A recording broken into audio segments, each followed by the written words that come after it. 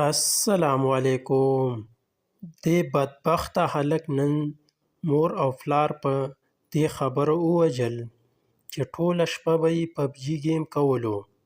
پلار ورته غوسه شوی و او دې په مور او پلار دواړو تمانچې ډزې وکړې او مور یې په زنکدن کې ویل چې زما زوی ناپوهه دی، ماشوم و چې څه ورته ونه وایي.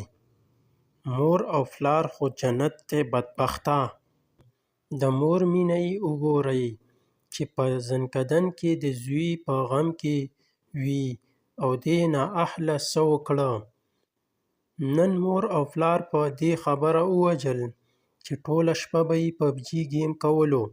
پلار ورته غوسه شوی و او دې په مور او پلار دواړو د تمانچې ډزې وکړې. مور یې په زنکدن کې ویل چې زما زوی ناپوهه دی، ماشوم و چې څه ورته ونه وایي. الله تعالی دې زموږ او ستاسو په حال رحم وکړي. آمین.